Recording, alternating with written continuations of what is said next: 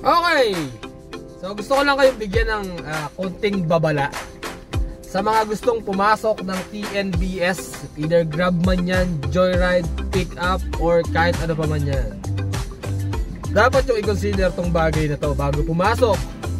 Kung ikaw ay kumuha ng sasakyan at ipapasok mo sa TNBS para magdadrive ka na lang, mag-grab ka na lang, ayan, TNBS nga, no? Mamamasada ka na lang, in short, no? Mamamasada ka na lang dahil nakita mo ang laki ng kita. Kailangan mo i-consider to.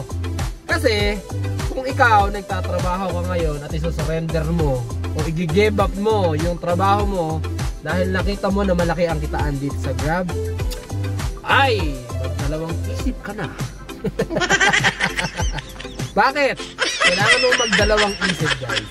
Kasi nga, guys, kung hindi ka naman din magpo-full time dito sa ganitong klase ng trabaho, wala. Hindi ka din kikita. So, yung kikitain mo, kung magpa-part time ka lang din, pwede naman din, no? Kung pa-part time ka lang din, pwede mo makuha yung panghulog nun. Pero for sure, hindi ganun kalaki yung kikitain mo dahil mga part time ka lang.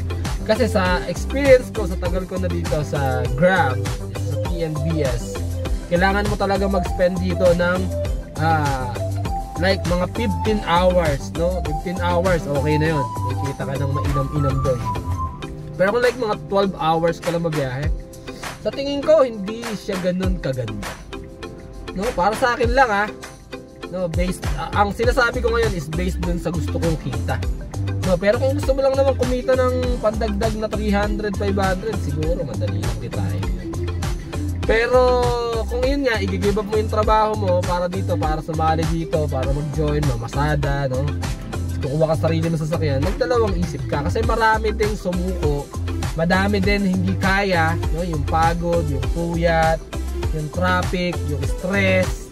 So madami din talagang sumuko, madami nagpa-assume ng sasakyan nila. Na nung pina-assume nila, naloko din sila nung nag-assume sa kanila. Madami din nagpabatak ng mga sasakyan nila. So, ito ay payo lang mula kay Kuis, no? Pag-isipan nyo munang mabuti bago kayo pumasok. Hindi ko sinasabi na huwag kayo pumasok. Hindi ko sinasabi na hindi maganda ang Grab. Hindi ko yung sinasabi. Ang sinasabi ko is pag-isipan nyo mabuti. Willing ka ba talagang mapagod, mapuyat, and all. Kung kaya mong gawin yan, so sige, go. You are welcome to our family. Let's do this!